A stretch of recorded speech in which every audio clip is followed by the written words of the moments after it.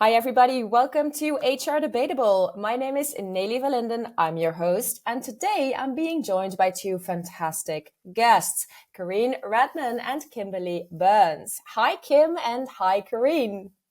Hello. Hi, Nelly. I'm very well, thank you. So happy to have you both here all the way from the other side of the world, literally. Kim, perhaps you can introduce yourself in a few words. Sure. Hello, everyone. It's so great to be here. Thank you, Nelly. My name is Kim, and I have been in HR for over 20 years. Most recently was in senior roles in startups and scale-ups, and now I am super excited to be a co-founder of Humaneer App, where we are making HR easier for everyone. Yes, fantastic. Thank you very much, Kim. Karine, perhaps you can also say a few words about yourself. Yeah, it's so nice to be here. Thank you. So my name's Karine. I have got about 20 years in the people space. My last role was leading a global HR team in deep tech. I am super passionate about all things HR, especially taking really complex ideas and making them simple. And I'm now a co-founder alongside Kim at Humaneer App, where that's exactly what we're trying to do, is make HR easier together. Yes, I think that is a fantastic thing that you both are doing. Thank you so much. All right, for everybody who's tuning in for the first time, perhaps let me explain quickly what we do in this podcast. So HR Debatable, as the name suggests, we debate on various HR and world of work related statements. So what we'll do is I will introduce a few topics. I will then share a statement with Kim and with Karine, and then they both, of course, get the opportunity to share their perspective on the statement with us. And perhaps I might also sometimes play devil's advocate to spark the debate a little bit further. That's it. Okay, Kim, Karine, do we have any questions? We do not. Awesome. We're excited. Then we can get started with the first debate. All right, since Kim and Karine are building an HR for HR app, the first one, if I'm correct, in the world, actually, today is going to be all about HR for HR, a topic that I'm super passionate about myself as well. So here goes for the first introduction.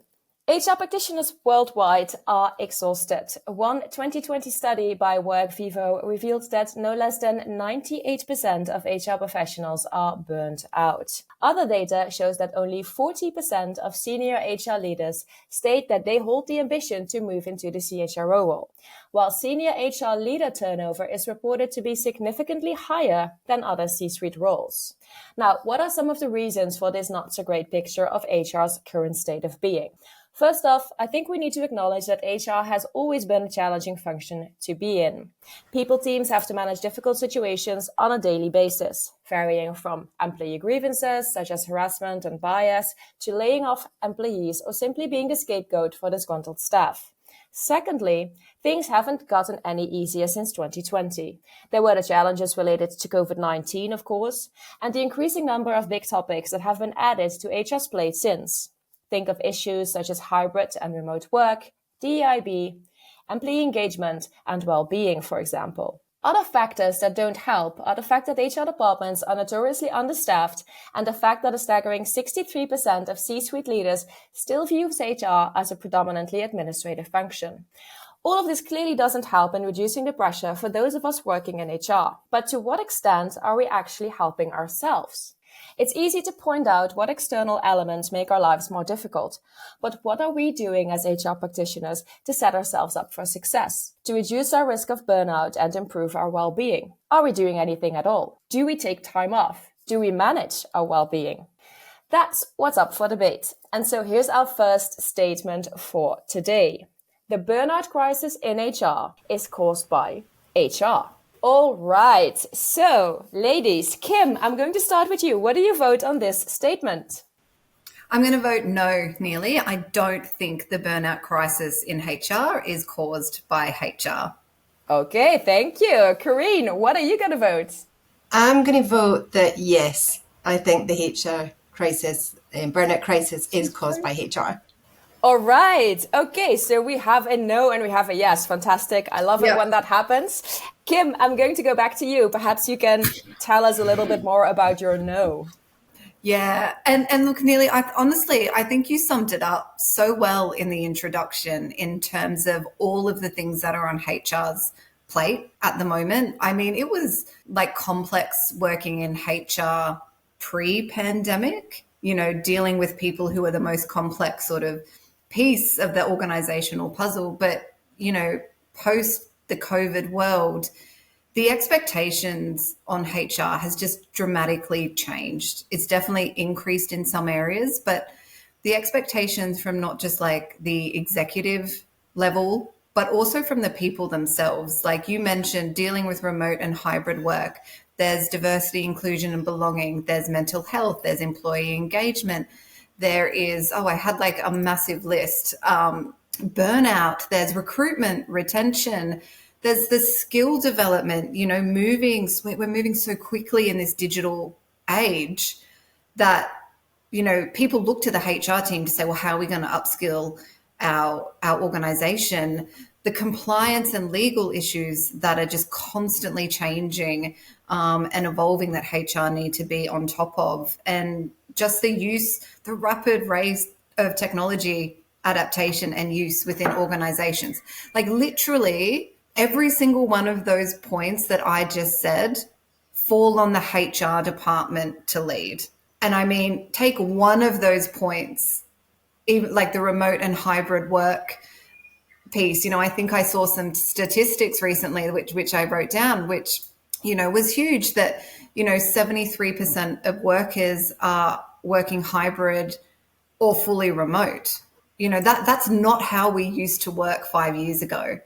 And so organizations and leaders are looking to HR and saying, well, how do we do this? I'm not going to be involved in helping you do this, but HR, you need to tell me how I can manage my team. And that is just so much, especially if you're, and this is a bit of a ranty thing, so I love that I'm a no, but, you know, especially when you are a solo HR practitioner or you are in a small team, you know, you are shifting from one sort of almost crisis to another. And these topics, there's no roadmap. There's no playbook that we can look to and say, oh, you know, X organization has done this 5 years ago and this is the result. Like we are all learning it together, which means that takes time. And it's not just HR's responsibility to do this. You know, these are big organizational shifts, but what we find is that it goes to HR and stays with HR. So I think, honestly, the burnout that HR is experiencing is caused by all of these external factors. Like it is too much for HR right now. Oh, passionate. Thank you very much. All right, let's go to the yes regarding this statement. Karine, I'm really curious to hear what you have to say about this. Yeah, and I know that this is really controversial. So, but we really want to come with a balanced kind of objective view to this statement. So ultimately, like, we are the ones that are filling our diaries. We are the ones that are taking on the work. We are the ones not setting boundaries. If I don't go to the gym, that's because I've not gone to the gym. If I'm not eating healthily, that's because I'm not eating healthily. If I'm not doing mindfulness, it's because I'm not picking up my phone on the app and doing it. So I think there has to be a level of accountability, of pushback, where it's like, yeah, there's all this crap going on in the organization that we're dealing with, but ultimately, are you facilitating it by saying yes to everything and blocking out your diaries back to back Monday to Friday and then working till midnight and jumping on calls at 1 a.m.? Or are you actually taking control and saying, actually, I can't cope with this. I'm going to take responsibility for where I am right now. I'm going to take that day off that I booked 4 months ago and not take my phone to my brother's wedding because something has gone on fire in the office. So I do think that there is a bit of personal responsibility on it. Yeah.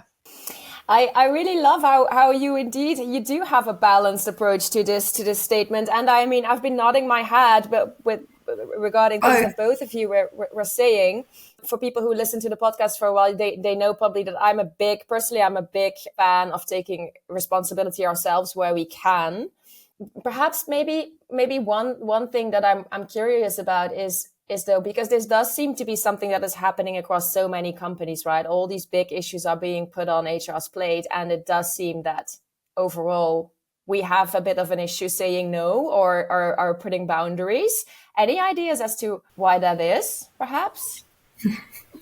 So many ideas. Where to start? Look, I think that the biggest thing actually when you did the intro, maybe that ties nicely into it, is that HR has always been seen as an administrative function in the business. And we know working in HR that is not the case.